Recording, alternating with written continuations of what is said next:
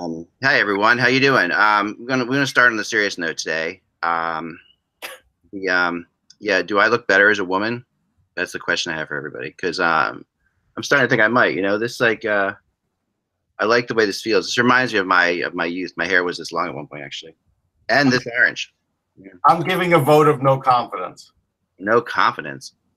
Well, this is this is my issue, right? So I'm making. I have a vote of I'm ready to upchuck. All right. Well, it's just a woman, Mike. Just a woman. Nothing to worry about. All right. So here's the thing. So I'm making a gritty costume. If you're following me on Instagram or Facebook, you'll see all my. I'm giving a step by step of it. And so I got a couple of really cheap orange wigs for the gritty hair. And my issue this morning is looking at Gritty's hair in pictures, it's actually not orange. Like his long hairs are not orange. So I don't know what I'm going to do with this wig. So if I wear it on the show, I figure I can write it off. So that's what I'm going to do. I'm going to write off the. There you go. I think it's like I said. I think it's a creamsicle look. You've got a little white mixed in with the orange on. Yeah, with Gritty. Right. If I wear it up, is that better? Oh yeah, that's way better. Yeah. You look like my hair or my Team Europe shirt. That's what I want to know. The Team Europe. You look like our former co-host Jillian Fisher. Ah, yes, I do. The women of Hockey Buzz, you know them well. And apologies to Jillian. I'm not saying because you're a very attractive lady, but I'm just saying the length of the hair and everything. It's just not a good look at. I think it's really best that we just don't comment too much, or this goes into an area that we really don't want to cover. I've got one momentary pre-show thing to mention. Go ahead. So, and again, if this stuff starts creeping into hockey, we are going to have full shows on it. But yesterday in the NLCS, the Milwaukee Brewers threw a starter for one batter. Oh, I know. So he did it for one batter. Of course, his thinking is, well, I'm going to screw the Dodgers because they're going to have this whole lineup analytically set for this pitcher. And then after the one batter, I'm going to take him out and we're going to really, steamroll him. Except the starting pitcher walked the guy. And then the next guy who came in had to get out of trouble. And he did. But then he had to go 5 1/3, and that's longer than this guy's gone the whole season. So now, just doing this move, he may have burnt out his bullpen and down 3-2 in a series. Like, he may have lost the series because of this move. And, again, I don't think there's an equivalent of doing this in hockey because you don't really set your lineup for anything, thankfully. Maybe you could do that with goalies and screw somebody up. But other than that, I mean, it was a bizarre move. I don't get it. I mean, I have to say that, Craig Counsell was trying to be too clever by half with this. And, I know that there have been, playing Stratomatic baseball. You used to be able to do this, like if you have a starting pitcher there and you pitch him an inning and then, you're playing a lineup that's already preset and then you switch it to you bring in a right-handed reliever, you can screw the other team out of doing that. But it's the first time I can remember an injury that they were doing that. But Russ, need to get you in a different spot. What's that? You're where you are right now. You go to hear you very well. And you're also sorry, and it's also it's also coming in and out as far as the internet reception. So maybe try to find a little area if you could. Okay. You guys are all here still, right? Well, that went well. Yeah, I'm here. Is this better now? All right, we'll try it. Try muting as much as possible. Very loud. Yeah, no, I'll mute in between the time I'm talking, definitely. But I'm just saying. But in and out, So maybe log out or log in. I'm not sure. I just did. I'll try it again. Okay. You're making this. This has now become a sad pre-show. Pissing Mike off, I know. Oh my gosh. I'm just being honest, man. Sad face. I can't say. No, it's so depressing. Okay. How do we come back from that? I don't know how to come back from that. I know. I'm going to do I thought today, what would be kind of fun would be to do my 30 wacky predictions because we didn't do that yet. So we can. Okay. I do it every year, and sometimes I'm right. Hi, Matt. I'm Mike. I'm sorry, Mike. We didn't mean to disappoint you before. You look so sad when you left the show. You're gonna deal with it. You're just in a loud spot, okay? I'll mute in between. That's not a problem. But when I'm talking, there shouldn't be a problem. Normally, just not this is exciting for everyone watching. Normally, that works fine, but actually now when you're talking as well, we're also hearing a lot of other things too. So it's not, and that's fine. You know, I mean, obviously, you know, Mike's on the run, so he lives life on the run, so he has to be, you know, at different places. So, right. Yeah, I'm the fugitive apparently. And everybody's fine with that. Right. So it's okay. We'll just keep it there. I'm gonna talk to Mike a little bit today. Get into. He wanted to give a comment though about the baseball, so let him do that. Let's talk about baseball. Go ahead, Mike. Well, yeah, it is about baseball. God, sorry about that, guys. No, I was just going to say, you know, we've had bad calls in every professional sport, and last night was one of the worst calls I've ever seen in a championship game or in a playoff game, where Joe West, the incompetent umpire, you know, there was a fly ball that should have been a home run. The outfielder, Mookie Betts, goes into the crowd. The replay showed he went into the crowd. The fans did not touch his glove until after the ball had crossed over the fence, and he called it out. He called it out, and that changed. I think that changed because it was an 8-6 game, and there was a momentum was going back and forth. But that changed the outcome of that game. And I honestly, I am sick and tired. Even with replays, these umpires and these referees get the calls wrong. All right, I'm going to play the opposite side of this, because the rule actually says that if the player can play the ball, which he was, then you have to make the presumption of the out. And when he had his glove opened, those fans leaning actually closed his glove, even though he's over the fence. It doesn't matter that he's over the fence. A guy can go 12 feet over the fence and catch the ball and bring it back in. So just leaning over the fence isn't enough.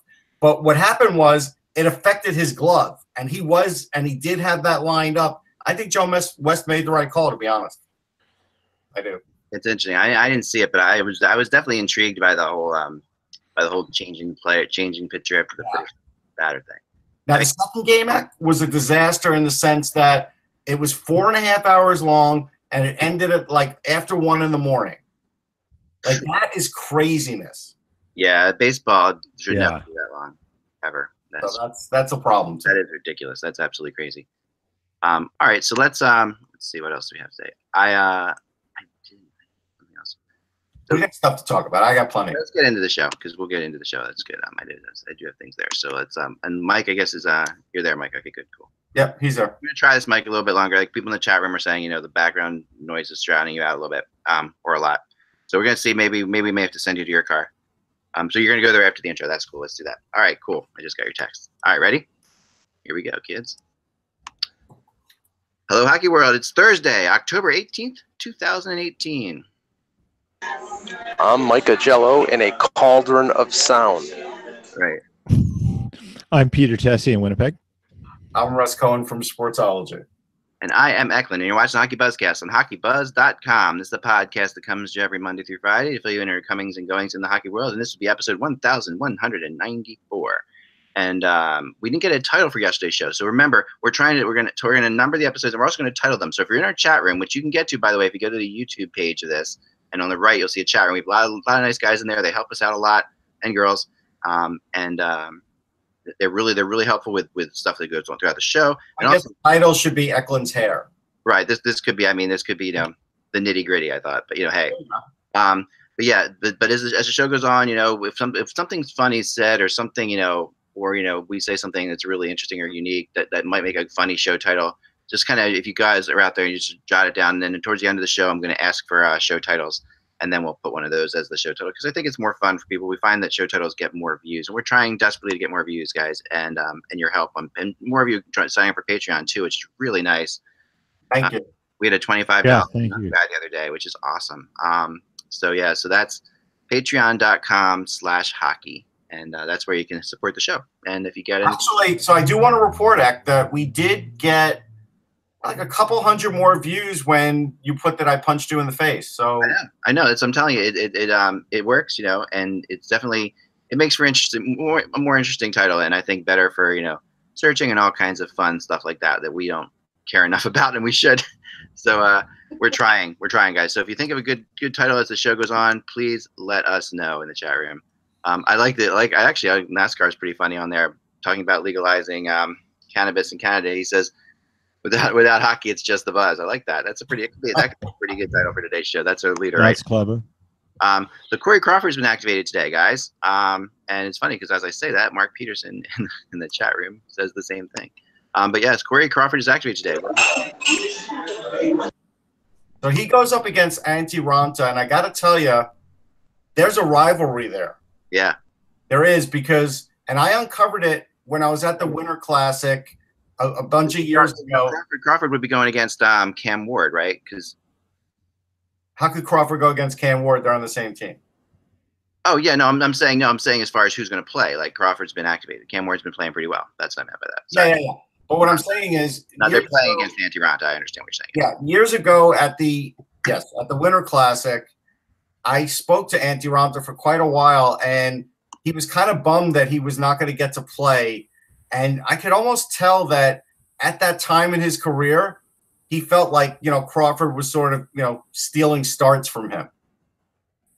Yeah, no, he did. Do you remember? I mean, and do you remember the one of the most famous moments of that Antti Raanta thing was during the Stanley Cup Finals when Raanta, I think you and I were in Chicago at the time, when Raanta was in the box and was pissed off because he wasn't playing in the World Championships in Finland. Right. Even though he was in the Stanley Cup Finals. Like he's because the World Championships happen to be in his home country, and he's like, I'd rather be playing there than sitting. He's a hockey player. He's not like to sit. Like that is the truth. No. Like he gets grumpy. No, who does? I mean, like who likes to? But a lot of guys hide it. He doesn't hide it. Yeah, you're right. He doesn't, and that was like really eye opening, because I remember thinking, we're all sitting there, we're like, okay, how many NHL players would love the fact that they're in the Stanley Cup Final, and he's one injury away from playing in this thing. Yeah. And he's got to be ready, but yet he's all pissed off that he's not playing in the World Championships. You got to remember also how important it is, for European players. The World Championship means a lot more and stuff like that. Not as much as the Stanley Cup maybe, but it's better than sitting on the bench. I think that was the idea. So you're right. There's definitely today, is Crawford slated to play? I know he's activated. He's going to play tonight. I'll check for sure. I mean, I don't know if we'll know for sure, but I'm assuming if they're activating him, he's going to play. Yeah. Well, and the sound should be better for here, I would hope. Okay. In other goalie activation news, Matt Murray was taken off the IR and will be playing tonight again for the Penguins against the Leafs. And that's big for the Penguins because even though Casey DeSmith did a pretty decent job in his stead, they really need Matt Murray to have any chance of success. Obviously with Crosby and Malkin and all the talent they have, they're a very good team, but they need Matt Murray to be Matt Murray. Yeah, Chicago Sun-Times did report that Corey Crawford's starting tonight. So, yeah, that's a big deal. I mean, that's, and actually the Blackhawks now put up a post about it. So, yeah, it's a big deal. They got off to a good start without him. We'll see if this sort of propels them into, the upper echelon of the West for a lot of this season. I don't think it's going to, but it's going to help them. What do you think, Peter? Sorry, say that again. What do you think about Crawford coming back? You know what? It's totally necessary for the Blackhawks to have any real chance of doing something significant. I mean, he is the key end to this. And that's he's the sort of, with the way that team is formed and shaped, although they haven't had the worst start, he's the straw that's going to stir the drink to success. Like, he has to play like Corey Crawford and be that guy. So whether it's the right thing for him to come back is an entirely different question, right? Is his health good? Is everything aligned for him? Good. He did sit out quite a while. Yeah, he did. I don't think he wouldn't come back if there wasn't, given the nature of his injury, he wouldn't be coming back right now if things hadn't progressed to the point of, okay, I'm healthy and I can play. It's, for the Blackhawks, they need him. Because if they hope to really reverse what's done, they need Corey Crawford to be Corey Crawford. It's just that simple. No, it's true. And so, yeah, get him back. but get him back sooner if he can play and see what's there. Ease him in. Yeah. Don't just, okay, you're getting the next 5 starts. Like, ease him in and pick games for him. Pick the opposition. Yeah. Let's not. I would Go ahead. I would rotate. I would rotate them. I would go every other game, not just back to backs. You know, because Ward has played better than I think Russ and I both expected. That because he seemed to be falling off when he was with Carolina, and maybe it's a situation where a new place, he gets an opportunity and he gets a new life. But Crawford is maybe more important to the Blackhawks than Murray is to the Penguins because Crawford, when he has been healthy and playing, they've been a playoff team, but they really, I don't think they are without him, even though they've had a good start with Ward. Yeah, and Dale Talon was on, midday show today saying it's a couple weeks for Luongo. So that's, so for people asking yesterday, he did answer that question. And if there was a question in Philly, I don't think there was a question in Philly, but if there was a question in Philly, Dave Haxtell let us all know that Brian Elliott's the number 1 goalie, but I think we all knew that. Oh my Lord. Yeah, I mean, I don't know what precipitated that. I don't know what question. I don't like. Okay, I mean, Hextall's done this before, and I'm a goalie, so I should like this. I should like the fact that your coach is giving you this vote of confidence. But the problem is, you do want your coach to come out there and say you're the guy, because it helps. A confident goalie is is better than a non-confident goalie. But the issue here is that Elliott himself knows he's playing lousy. This is not, and this becomes embarrassing almost to Elliott. To be honest, it's don't. I can see Elliott's a good guy and he's a really sound person. And I don't think he would be thrilled about this statement right now. This is so, you know what I mean by that? Yeah, I do. There's another Flyers bit of news. Dave Isaac posted it on Twitter that I guess in practice, Vorobiev was not a part of the lineup. And we talked about it last game where his minutes were down to 8 minutes. And again, I get if you're going to sit a guy a game, but now if you're going to cut his minutes and then sit him, I know with veterans this works. I don't think this always works with rookies. I really don't. And I just think it hurts them a little bit as far as just being able to work through problems and not being about it. It's I do agree with you, Russ, but I do think that sometimes it helps for a guy to see the game from the press box when they're young, just to see what's happening, because it's a totally different perspective. And I know I remember when they put Gossett up there, and I remember him saying actually that he was really pissed off to be there. I remember talking to him when he was put up there. He was what am I doing? He was off the record, was really ticked off. But then at the end of it, he's like, I actually did get something out of this, and there is something to it. I think if a player is analytical enough, to actually look at it that way. Okay. I mean, but Lehigh Valley's right around the corner. I'm just wondering, how long do you go through this with them until you just send them back and let them play there? You can always call them back up. Right. You could. Russ, is there any news on Neuwirth's recovery? No, I haven't seen anything on it. I don't even believe he's been activated, or they would have probably done something. I believe they'll carry 3. Yeah, I do too. I know he's close, but I believe they'll carry 3 when he comes back. I don't think that's going to be an issue for now. So, but no, we still haven't heard anything about it. No, we haven't. And I do think they've really intimated that they'll carry 3. Yeah.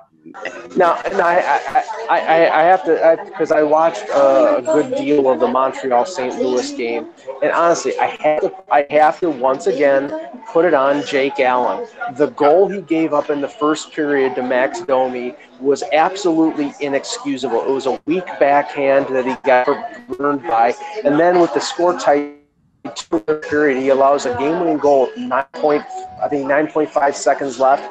St. Louis will go nowhere with Jake Allen as their goaltender. I'm convinced. Yeah, I agree. I mean, that's why I picked him out of the playoffs. There'd be no other good reason for me to pick the St. Blues to not make the playoffs. But if Jake Allen starts 55, 60 games, I don't think they're going to make it. They've played pretty well until last night. They actually. Their record was I think 2-2, but I wrote about them yesterday, not thinking that they were I mean, they played Chicago twice. They lost 2 overtime games. I mean, they were, they were struggling. I mean, but they're not. It's a lot like the Blues last year, which was it felt like the Blues were terrible, and they still almost made the playoffs. They have a good enough team that they're always in it. And if they can just get some goaltending, they'll be all right. As far as making the playoffs go. But you're right. If they don't get any goaltending, no. I mean, at the end, but at the end of the day, I think. Go ahead, Peter. You have something to say. No, I was just going to say, like, before the season began, Jake Allen was a question mark, but now he's like a question mark, exclamation mark, question mark, exclamation mark, right? Like, what's happened to Jake Allen? Because he's been an up and down goalie, but now he just seems to be broken. Yeah. And that's what's, I think, is interesting here. Something's going on here that's like, he was the guy who had a question mark, but now he's like, there's way more going on with him right now. And that's should be the concerning part, because if this is the direction he's going, you've got double the problems, because you might not even want him to back up, because you probably couldn't back up in St. Louis if you did find a number one, given what's going on with him there. And unlike last year, Peter, like they had Carter Hutton, who saved their bacon by playing, I think he had like an over 930 save percentage and over 30 starts as a, basically a 1B type of backup. Russ has said it before, like if Allen fails, then they're going to probably Billy Huso, somebody in their organization. They don't have – Chad Johnson cannot do what Carter Hutton did last year. He can't play 30 games anymore. He's too old, and he's too inconsistent. He's an okay backup, but he's not a guy who can be a spot starter. Yeah, Allen's got an 877 save percentage. I mean – this is a guy that's crying for I still think Allen has talent. I think that at the end of the day, this is crying out for he's got to go someplace else. Like he's got, like they need to find a team that's in a similar situation to them, somehow. Like to me that this is like, I would trade for Corey Schneider, even though he's hurt. I would trade for him. And maybe like just talk to the doctors or whatever and say, okay, move Allen, give them something else as well, because you have plenty of depth on that team. Give them something else as well, but get Corey Schneider in there. And if you're in New Jersey, Allen might be a really good backup choice for you. He might actually turn out to be something, because he's not untalented. It's just that no. But it's just I think he is the 1B type. I will say this too. When I was flipping around last night, and I mainly stayed on the Ranger game. So we're talking about now an older goalie in Henrik Lundqvist, who played back to back and played really well. At the end of the game, though, they lost in overtime. Like there was a play at the end of the game in overtime where Neil Pionk was definitely on the ice way too long. Yeah. He lost his man. Lundqvist makes a great save. The rebound comes out. There's nobody there, right? It's 3-on-3, and they put it in and they win. But Ovechkin had 2 goals, and on one of them that Lundqvist didn't look great on, he thought Ovechkin was going to pass it. He didn't, right?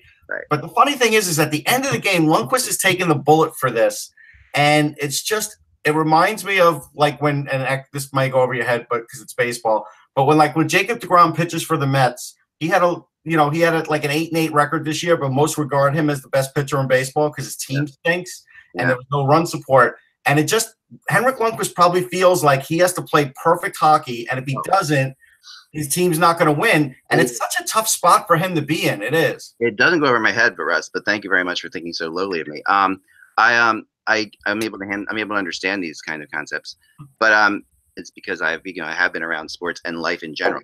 But so no. But what I'll say about this is the ground part. As a goalie, I've been on teams that can't score, and it is a horrendous feeling. Like and because the people have to realize what like the mental strain that just being a goalie is in general is really tough. Like not everybody can do it. The only thing worse than being a goalie, I've joked about this all the time, is being the parent of a goalie, which is what I am in soccer. So because the problem with goalie is you can't win the game. You really feel like you can only not lose it. And that's because, if you give up no goals, you still can't guarantee a win. The best you can do is try to keep your team in it. And then when you fall behind, the agony of if you're on a team that doesn't score and you give up a goal, then you really feel like, that creeps back into your head. The thing that when I was a kid, I always hated I love Gene Hart, but when Gene Hart did one thing that made me crazy, the Flyers would be down by 2 goals or 1 goal. So they were down by 1, they go down by 2, and Gene Hart says, well, now we know that the Flyers will at least need to score 3 goals tonight. And he used to say it all the time, without the other team scoring, but that is what goes on in your head as a goalie. Like, in order for us to win now, I can't give up anything, and my team has to score twice by giving up 1 goal. So that pressure that Lundqvist is under, it sucks. I mean, it really sucks. Well, and then, like I said this yesterday, but we can elaborate on it. And it's the fact that I know Lundqvist probably wants to stay in New York and finish his career there. But being the great goaltender that he is and having the great year that he is having right now, it's almost counterproductive to the Rangers and what they're trying to do in terms of a rebuild. And even if they turn it around in 1 year and sign a bunch of free agents, I don't think that they're going to be a Stanley Cup contender next year. And there are teams out there that are one goaltender away from winning a Stanley Cup. And would he be open to going someplace if this continues? Yeah, he's a New Yorker. He wants to live there. Like, there's nothing the Rangers can really do about it. So you have to play him. I mean, you really can't not play Henrik Lundqvist. The interesting thing is, too, they sent down Georgiev today and brought up Marek Mazanec, who, if you remember, I thought was going to win the job out of camp, and was a little surprised they went with Georgiev. And I guess after leaving him in for, 7 goals, I think, last game, they decided to at least go with a veteran, because here's the thing. Especially when you play Lundqvist back-to-back, he can't come in this game no matter what. Whenever Mazanec plays, he knows he's not getting replaced unless he's injured. Yeah, you should almost just dress another backup and give him the night off. Really. Yeah. I mean, and this goes back to the leaving goalies in for.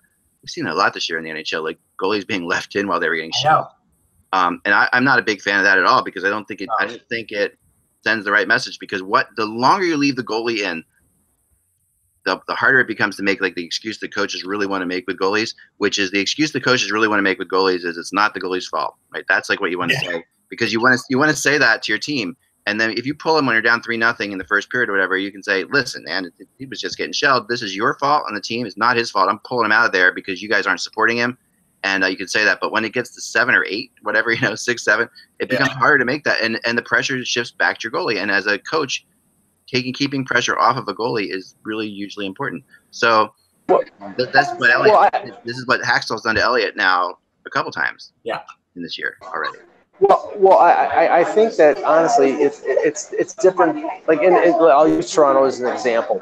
Freddie Anderson, if healthy, is going to play almost every game except the second of back-to-backs, which he'll play a few less than that, but he'll play 60 to 65 games. If Freddie Anderson gives up 4 goals in the first period, Garrett Sparks is coming in.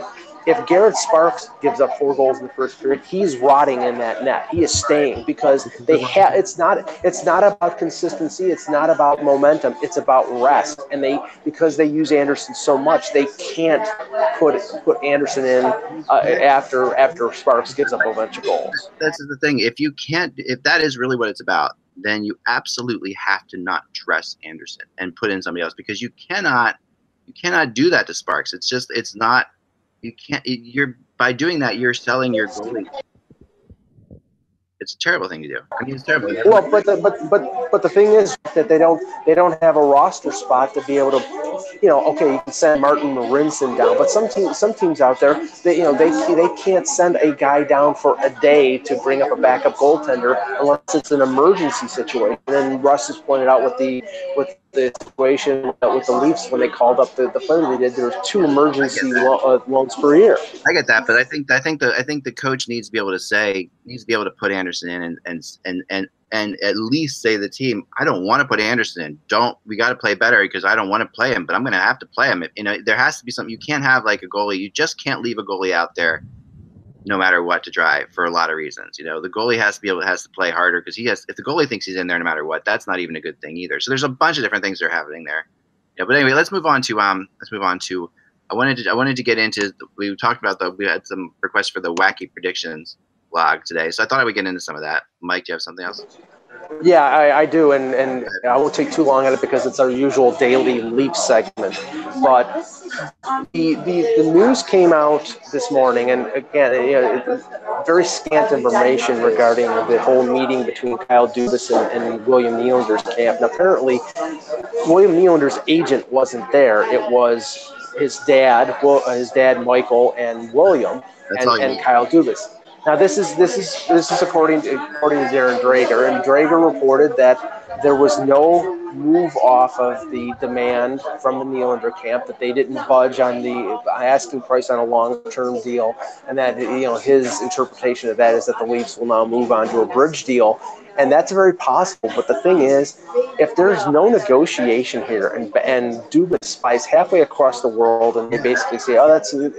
Honestly, I think, and I'm not saying that they're going to trade him, but I think that the odds are increasing now that they will listen to offers, because they seem to be intransigent in terms of talking about taking a slightly lesser amount, even on a short term. I want to go to Peter on this, because Peter, like you've been involved in way more negotiations than any of us. To me, like, this is the thing where before Dubas goes there, he does make a call and say, "I'm going to come to Switzerland, right? And we're going to be able to talk about stuff, and get into this, correct?" And they either said to him, "Sure," in which case they were lying, or they said to him, "No, but you're welcome to come here anyway." And then sometimes people will just do that because almost to give the perception maybe that the Leafs are doing everything they can. That's what it is. What do you think, Peter? I think there's no harm in Kyle Dubas going to meet with them, and Kyle Dubas says his terms, and Nylander's campus his terms. So rather than doing things by email and phone calls, hop on a plane, go to Switzerland, and sit down and chat. It doesn't mean that it's because they didn't resolve something as bad, but they probably got some other issues out face to face, and you see people's eyes. And sometimes you got to see people's face. You got to see their eyes. You got to understand kind of what they're looking at and how they're looking at things. Yes. And you get an idea of how your next move is. Body language says a lot. And sometimes it's totally fine to just agree to disagree. And maybe it's not the most efficient way of doing it, hopping in a plane, when you could just sit here and have Kyle Dubas join us on Google Hangouts and we could all mediate this done. But you need to be in the person. Maybe you go out for dinner. Maybe you talk about a whole bunch of other things too that have nothing to do with this. Yes. Maybe you have an understanding that we're going to find something here. We have to think about stuff. You have to think about stuff. Maybe some other proposals are put down that require a little more thinking on, and you now go and talk about something else. Maybe one of the issues is simply put, if we sign a long-term deal, how are you going to keep everyone else if you've told us that's what's going to happen and you have a cap problem? Mm-hmm. Like, right. There's all these questions, and maybe Nylander needs to know, well, I don't want Mitch Marner and Austin Matthews to have to take a hit either. I'm in solidarity with them, but I want to play with them. So why do I have to take a hit? Like, I mean, there's all these things you can talk about that have nothing to do with what's your best number, right? And to do that, you have to be in person. Well, apparently Dubas went over there, and one of the things he wanted to reiterate that the plan was not to sign him and then flip him. That the plan, they want him as part of the long term. They want to get him under contract. They have no intention of moving him. But the thing is, honestly, I look at this. I don't doubt that Dubas said that, but I look at this situation, and if I'm the Leafs and you've signed him to a bridge deal, that is the last deal that you're signing with William Nylander, because the last thing you want to do is to deal with Big Daddy, Swedish Gretzky, Michael Nylander, and his tension to want to squeeze every last bottom dollar out of every deal that either he or his sons are involved in. And that's been his. I agree, but that's unfair to do that to him. It's like, because but at the same time, Peter brings up some really good points, and I think one of those points that kind of dawned on me is I'm thinking, okay, if I'm Dubas, why am I going there? And I'm thinking to myself, okay, if you're not going to get anything done, for example, the one thing you want to do is you don't know what Nylander's hearing exactly from his dad and from his agent, right? So you get him face to face, and also there's the thing of it becomes more real to him when you're face to face, because you're the GM of the Toronto Maple Leafs, meeting with him face to face, and you maybe hope that after this meeting, he goes to his dad and says, we got to get this done. I really want to play, like, because he's a hockey player, and normally hockey players wouldn't be involved. Okay. Let's go back 3 years. Yep. Or 2016, 2 years. What's his face? Trouba's agent makes the statement through Elliot Friedman and stuff. Kurt Overhart during the World Cup of Hockey that Trouba will not play. He wants to have his right, blah, blah, blah. Trouba is sitting where Nylander is right now. The Jets play in Detroit. Trouba's home in Michigan. Kevin Cheveldayoff goes and meets with Jacob Trouba. He travels with the team. He goes and meets with them. They sit down. They have discussions. Not long after that, Trouba signs a bridge deal. No one really knows what the conversation was. Chevy talked to him. He just said, we talked. And he said, we just talked about some things. And it was kind of like the whole thing. And he had to talk to his player. Yeah. And it was done. All right. I'll give you 3 differences here. First difference is Kurt Overhart's been through this before. He's a real agent, and Michael Nylander isn't. So he saw the writing on the wall and did the thing that was best for his client, which was get him back playing. So they signed a bridge deal. The second thing is, and what I talked to Mike about yesterday, but I didn't see it in print until just now on Twitter, was that my feeling was, hey, William Nylander's done really well with Matthews, but how well does he do without him? And apparently Dan Silver on Twitter just said 11 points in 20 games, only 1 multi-point game. That's the elephant in the room that the Leafs know about as to why they don't want to overpay him, because they see what Kasperi Kapanen's doing with Matthews, and they realize, Nylander now, if he were to, put his own line, his own stamp on his own line, what would he really bring to the table? And it's probably not the years that you've seen. It's probably a few points less. Yeah, we got to get off Nylander, but I agree. I'm just saying, that's it. These are really good points that we're all making, I think, excellent points. But and I just think this is important to discuss. And I even wonder. Last thing we'll talk about it tomorrow. Let's try not to, because we got so many other things. Unless something breaks, unless something changes. But we're gonna try not. Well, last thing, and not on Nylander, but Nick Ritchie's contract last night that came through for 3 years. I'm not saying Nick Ritchie in terms of offense is in the same ballpark as Nylander, but look at the deal that he signed with Anaheim. 3 years, the AAV was about 1.5. And Nylander on a 2 or 3 year bridge is asking for $4 to $5 million. Okay, what doesn't fit? Well, they're totally incomparable players. One, but that Nylander's a way better player than Ritchie, and has had way better. So far as at least done incredibly bad. Is he 3 times the player that Nick Ritchie is? I don't think he is. Yeah, you could argue that he's scored 3 times as much as him.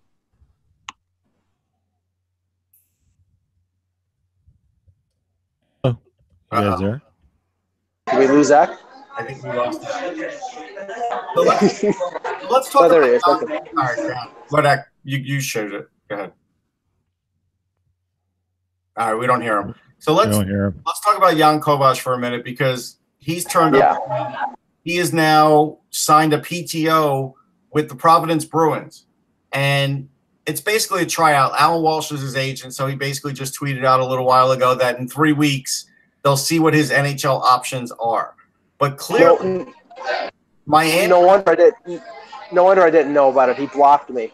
But the answer that I had tweeted earlier this morning is the answer that we're finding out now, is that why would he do this when the Islanders tried to send him to Bridgeport and he didn't stay? And the answer was clearly the Islanders gave him the idea that there was no room for him in the organization, like he wasn't going to play for them at the NHL level. So this could turn out really bad, though, for the Islanders and again, they have the right to say, hey, you don't fit in Trotz's system or whatever. But at the end of the day, if somehow he catches on with the Bruins or somebody else that's, a pretty good team, somebody got a bargain here, and then the Islanders fans may not be so happy because they're already asking questions. Yeah, I don't know much about Kovac, so I can't speak to it really because Well, I'm it's just not speaking something about how the situations turned out more than, Well, it is weird though, because I mean the funny thing was, we heard the signing in the summer. We $2 million for 1 year with the Islanders. The Islanders, he didn't make the team, and then gets sent to Bridgeport, and then there's the termination of the contract, and everybody was assuming that meant he was going back to Russia. And when it didn't happen in terms of the termination, you were trying to basically find out what's going on here. Now he signs a PTO with the Bruins AHL affiliate. Clearly, he doesn't want to go back to Russia, or there weren't any opportunities in Russia to get paid a higher amount. So he's going to try to hook on with an NHL team on a wing and a prayer. But I'll tell you something right now: the Islanders look like they have mud on their face. I think they look really bad in this. If he doesn't stick, then they don't. Yeah. I mean, if he comes up and he plays the Providence, then he comes and somehow gets time with the Bruins and does okay, then we can look back at the Islanders and go, what's going on there? Right now, now he's doing something that's unexpected in that we have this belief with certain types of European players that they don't want to play in the AHL. Right. And Russ, you brought this up in our text chat yesterday, in that there's this belief. And now that isn't the case. And that's interesting of its own right, because this is a kid who maybe says, okay, this situation isn't right for me, but maybe this one is. And he's willing to do that time. But it's different, Peter, between a guy like Kovac, who's I think he's 26 or 27 years old, and he was, making, on a one-way contract with the Islanders, was making $2 million. Now, I don't know what he'd get if the Bruins signed him. But Ilya Tolvanen, the Nashville first-round pick, he didn't want to go down to Milwaukee because he could earn a couple $100,000 playing in the KHL with Jokerit. And we were talking about Vesalainen. I don't know if they're going to send Vesalainen to try to send him down, but I'm assuming it's the same story where he could make a lot more money playing in the KHL than in the AHL. Yeah, no, that's it. And I think there's some questions given sort of the inconsistency with the Jets right now is what are they going to do with Vesalainen? They held him out and had Lemieux in on Tuesday night. Well, we saw how that game worked out. So there's, that's other issues. But I mean, Vesalainen, the one thing in his contract is he has a clause that allows him to leave and go play back in Finland if he wants. And, this is the thing that, we've talked about. They don't want to play here unless it's at a certain level. But in this case, yes, it's a different player. It's not a prospect. It's not someone coming in the NHL. But to take a PTO with the Bruins sort of says something different, and it's a curious situation. I think it's just different, and it's worth watching to see if we see more of this. Yep. And I think Russ has got a good point here that it's just curious. Yeah, we just keep an eye on it. That's all. Yeah. All right, let's go to some wacky predictions before we get out of here today. We're gonna give that like 15 minutes, maybe more to go, and we'll try to sort of get that together. So every year I do this, not to be confused with Frank Saravelli's annual wacky predictions blog, which came out the day after this one. Not just. All right, so this is X's 6th annual wacky prediction blog. So last year, just a couple things I got right last year, is I did say that the Winnipeg Jets. I said are close. I said right, sort of close, right. I got I said the Winnipeg Jets would win the Central Division last year. I did say that, and they came in second, but that was still, even to put them that high, was pretty bold last year. I said the Blackhawks would have to fight for their lives to make the playoffs as a wild card team, which they did, and it might have been not that bold, but at the same time, remember the year before that they were the top team in the West. They were like they got swept by the Predators in the first round, remember, but they were a really good team. So to say they wouldn't make the playoffs is a little bit strange. I said the Kings. I said Jonathan Quick would dominate the first 2 months of the season, but the Kings would still not make the playoffs. Quick ended up winning, did end up winning the Jennings Trophy. I said the Knights would finish ahead of two teams in the West, which got a lot of issues at the time. I said it. Turns out they finished ahead of almost everyone in the West. But yeah, I said two teams. I said Werenski should have been would be a Norris finalist. He could have been. He could have. That was close enough. And I said the New York Islanders would finish ahead of the New York Rangers, which they did. And at the time, come on. I will give you full credit on Vegas because nobody had that. But you know what? If you say Zach Werenski was going to be a finalist for the Norris and he's not, own it. He wasn't. You didn't get it right. I thought he was definitely in the running for that as a young player, right? Man, you're right. I wasn't right. I get it. At the time, I got a lot of hell, and I remember watching about the Rangers finishing behind the Islanders. Both had terrible years, so it's not like the Islanders had a great year. So I got lots wrong too. Like I said, Montreal would make the biggest trade of the season. I said the Flyers will be leading the Metro Division on January 1st. That was wrong. Maple Leafs will be one game away from the Stanley Cup Final. That was wrong. I said Jack Eichel would be one of the finalists for the Hart Trophy. That was wrong. And I said the Oilers and Flames would finish 1-2 in the Pacific, which is not actually close to being right. All right, so here we go. So let's wacky. Here's my new win predictions. Okay, so number one, and in the chat room, I want to give you guys. If you want in the chat room, give me a ranking of I would like it'd be kind of fun of like 1 to 10 in the chat room. If you think that that this is absolutely not going to happen, say 1. If you think it's possible, say 10. And we'll go through. Let me go through them quickly here. Mike. Why don't we do a W1 through W5 since we do E1 and E5? E1 to W5. All right, there we go. Say 1 to 5. All right. Number 1, I said, watch out for the teams everyone is thinking are doomed. They said none of Montreal, Ottawa, or the Islanders will finish last in their divisions. And I wrote, if we've learned nothing from this sport, it's that the more team is put down by the media and everything else, the more chemistry tends to form. And just because you lose key players doesn't mean you lose more games. So far, that's not terrible. Yeah, I think the only that's going to bite you. Okay, I think that's going to come back. You're saving grace. Is Detroit is a tire fire, and that'll stop Montreal or Ottawa from finishing last in the Atlantic. But I think you're off on the Islanders. The Islanders are truly pitiful.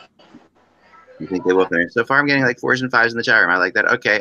Next up, question number 2. I said the Edmonton Oilers will make the playoffs, but not with their current head coach at the helm. All right, so I do believe, and as you guys know, I picked the Oilers to actually win their division. So that I'm thinking an early season coaching change for Edmonton. That's been my thing the whole time. If you put these together, okay.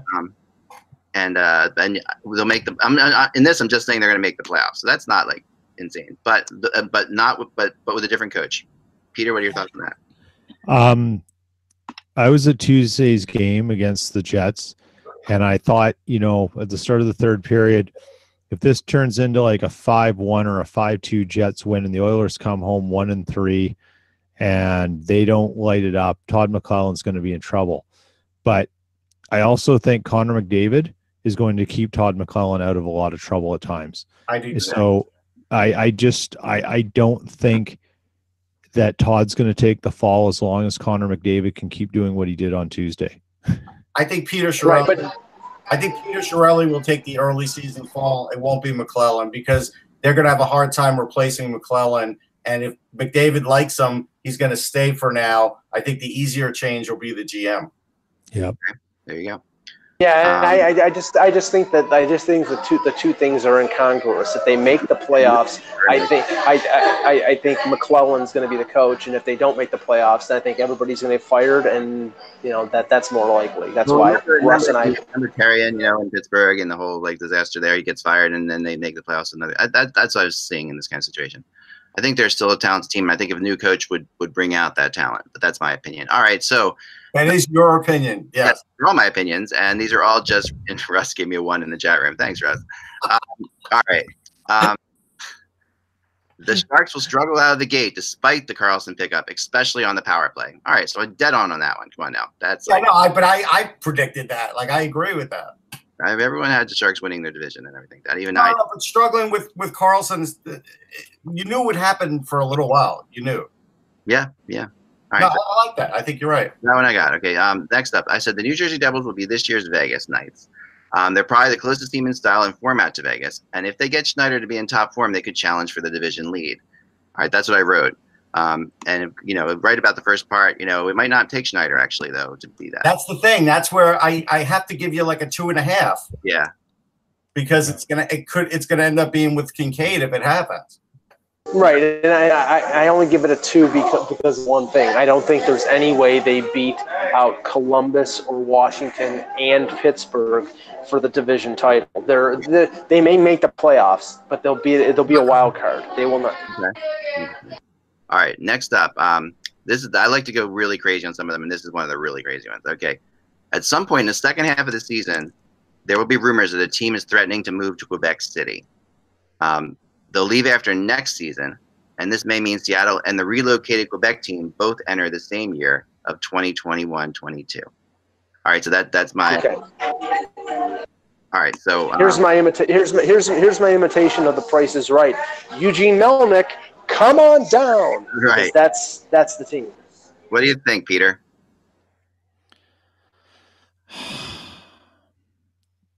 Logically, it should be the Panthers, but it won't be.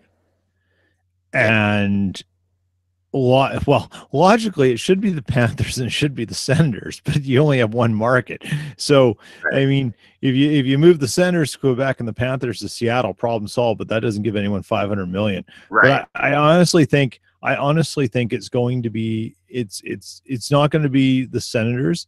I don't think, as crazy as Melnick is in the bad situation, I just don't think Bettman has any appetite to mess with Canadian teams unless it's propping them up now. Right. And I think the only other thing would be the Panthers, because they simply cannot get attendance.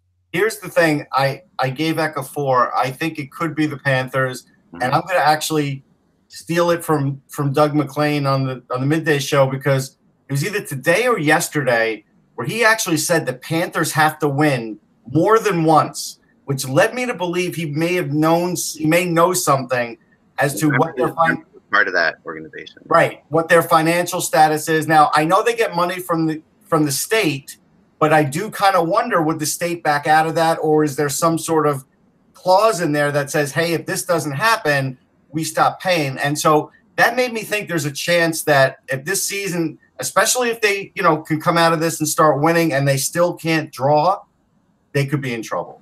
Yes. Yep. Russ, there were more people today at the morning skate for a Pittsburgh-Toronto game than there are for Panthers games on a Tuesday night. Yeah. Yeah. All right. So next up, I have a Ron Hextall press conference on February 1st. We wanted to be bringing up Carter Hart. The official reason is because we wanted him to play the entire year in the AHL, but like everything, Hart he was so dominant and quick at learning that we really think he only needs half a season now, so we're bringing him up in February. That's my prediction. I've said it before. I gave that a 1 and not a friggin' chance. Russ gives it a 0. Thanks, Russ. I'll give you 0 on that. That's really rough. But I want to remind you, Russ, we had the same discussion, the same exact discussion about Shane Gostisbehere that year. Yes, we did. I know. The same exact thing. And you were different with the goalie, though, and Ron Hextall's a goalie, and he already got pulled from his first game, which doesn't mean he's going to have a bad season, but it does mean he could have some ups and downs. February is a fair amount of time, so I got to give you marks at least on the time, because he'll at least have 20 games in or something, but I don't see it happening. Yeah, I'm saying February 1st. All right, we'll see. The Atlantic Division will be led by both Florida teams. And I stuck this in my predictions, of course, that I thought Tampa would be number 1, Florida would be number 2. Right now, obviously, the Panthers are off to a rough go of it, and losing Luongo, which was always the issue. If they lost Luongo, this right. is moot. This is moot. Mike gives it a big 0. I still don't know that Florida. I still have a feeling that Florida is going to be a battle here. Florida was. Go ahead, Russ. I'm sorry. I was going to say Florida was still pretty good against the Flyers for a couple of periods. There's a lot of talent there. There's a ton out there. And they do get a lot of confidence from Luongo. When Luongo comes back, if he stays healthy for, let's say, 20 games, they could win 15 out of those 20. So I think this could still happen. Yeah, well, this is the thing. It's like, I'm not disputing that Florida is not talented, because they are with Barkov, with Trocheck. They're a very good team. But I mean, I think Tampa's going to win the division. I think Boston, in spite of the fact that they got blasted yesterday by Calgary, I think they're playing as well as they did last year. And I think Toronto is those are your top 3. I don't think Florida will crack the top 3. Okay. Simply because Luongo can't stay healthy. It would be nice if he did, because I think they would make it a very exciting race. But he can't. He's 38, going on 39, or maybe 30. And in the backup situation, it has to be better than it is. Next up, Cam Ward will have the Blackhawks in the playoff hunt in January. That was my theory. I'm a kind of a believer in Cam Ward. So far, he's done very well. He has done very well. And I've always thought he's a good goalie. I mean, and you know, years and years of Carolina, you know, hasn't changed. You would still see times that he would really play amazing for them as well. Oh, yeah.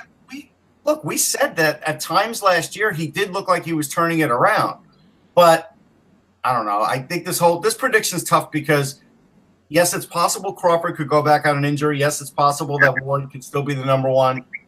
I'll give it a 2. Okay, go with that. Yeah, you could say that Cam Ward has already kept him in the playoff race because he helped him get a quick start. True. But the thing is, if Crawford is back and he'll play 80% of the game, they probably won't ration him. He'll probably play the majority of the games, and then the impact of Ward is decreased. So we'll see. I always like to try to make a weird trade prediction. That's not like a rumor. This is just a strange prediction. So this is nothing I'm hearing or anything like that. This is just this is what most people think I do all the time, but I don't. This is me making up a rumor. Okay, this is me making up this is actually me making up something. The Predators will at some point talk trade with the Pittsburgh Penguins involving Phil Kessel and a prospect that'll head to Nashville for a top 4 defenseman from the Predators, along with Kyle Turris that'll end up going to Pittsburgh. To me, that's kind of, I think that I could see Turris and a top 4 going Turris in the top 4 to Pittsburgh, Kessel and a prospect to Nashville. I'm going to give that a 3, but I got to give a caveat. Mm-hmm. There was a video that got put up yesterday, and Amanda Kessel retweeted it because she basically said, we know there's this argument, who is the greatest Kessel, Amanda, Phil, and they put up Phil's dog, and they did a whole feature on Phil and his dog, and it was tremendous. And I just get the feeling that Phil Kessel is so liked on Pittsburgh, it would be very hard to trade him. But I do see the rationale of it. I do. He really is. Yeah. He up a lot, though, Peter. No, I totally agree with what Russ said. Like, I think the rationale on it makes a lot of sense, but I think Kessel is just that kind of guy there. Like, that's his home. Like, he fits in. Nothing that is stuck with Kessel in his career is happening there in terms of what you hear from a media stuff, just a scuttlebutt thing. Why mess that up if you don't have to? Because, you know, you're trading for Turris. Well, there's some interesting ideas about it. Mm-hmm. I don't know if that helps. I don't know if that's the player the Penguins need. Yeah. Russ, was it a hot dog? No. Someone had to do it. Thanks. Yes, Mike. but the thing is, and I do think it's possible that Kessel gets traded at some point, but I keep going back to Arizona, because if you watch the Arizona Coyotes, their team simply cannot score, and now they're getting Galchenyuk back, but I think that Kessel would probably like to go to Arizona, where his the Kessel whisperer. Rick Tocchet is the head coach, and he could play golf all the time. The Kessel Whisperer, by the way, is the worst romantic movie title ever. It really is, and would be a great show title, The Kessel Whisperer. But I think we're gonna go something on something along the lines of Grady Dick. But anyway, yeah. I like someone's, Matt through the whole thing. We had discussed this before. We don't have to get into it again about the Coyotes offer sheeting Matthews. We don't think that's going to happen, but that would be fun. I want to go with Artemi Panarin will be a Canadian or a Red Wing at the deadline. That's my prediction. And those are two teams that are not necessarily like teams you would think about. They're not in the playoff hunt at the time, because I don't really think Montreal's going to make the playoffs. And yet I think both teams could make a run for Artemi Panarin. I think Florida is the team that Panarin could go to. It would make sense because they're still not ridiculously strong on the wing, and they have the cap space to take care of it. And by the way, everybody seems to forget the problem about the 8-year offer sheet is that Toronto will match. Right, so please shut up. I'm going to counter your wacky prediction, Eck, with another wacky prediction and say that Panarin will stay and they'll live with him throughout the year. It'll be Bob that gets traded. Yeah, and I thought about Bob. And maybe Bob does go to Florida. Maybe Bob goes to Florida. Wouldn't that be something? And there's there's some history there too. They've been talking contract, and it's really going nowhere. And now I don't know how true this is because we're hearing all this third hand on different shows, but we're hearing that, hey, Bobrovsky is sort of like not really moving on any of his demands and not really talking about it much during the season. That's for sure. He's not. And the other one I have is the Buffalo Sabres will finish within 3 points of the Boston Bruins. And I think that I don't know which is going to be who's not a chance in hell. Peter, you have something? Sorry, I didn't hear the question because I said the Buffalo Sabres will finish within 3 points of the Boston Bruins. No. Just no. That's a one. Finally, I'll throw this one out. I got one more, but I just don't want to take up your time. We're running out of time. Domi will have double the points of Alex Galchenyuk. A 0 chance on that one? Yeah, I think that's a pretty good take. I think it's possible. I'll give you a 3 on that. Yeah, I give it 3, 2.53. Yeah, double. I mean, that depends on health and all that stuff, of course. But I also have the 2 Southern California teams will not make the playoffs. And that's a little. I mean, it's not. I mean, it's not worth it out of the playoffs and the Kings in the playoffs. So I did. But my wacky predictions both would not make it. I'm going to give that a 1. Yeah, I have to. I think one of them will make it. I have to say, LA Kings, and seeing them in person, they're very slow.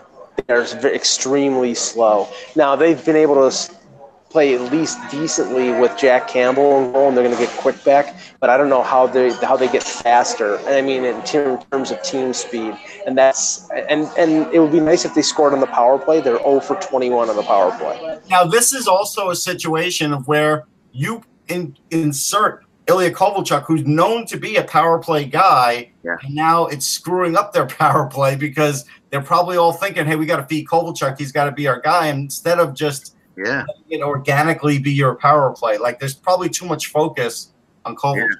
Yeah, I think there is. I definitely think there is. That's a good one. And finally, the last thing I said there will be a major. This is a rumor. This is nothing I know. There will be a major restructuring at the top of the leadership in the NHL offices. I said no one's going to leave, but people may swap positions. This is I think that going into the next CBA. But you have to get more specific.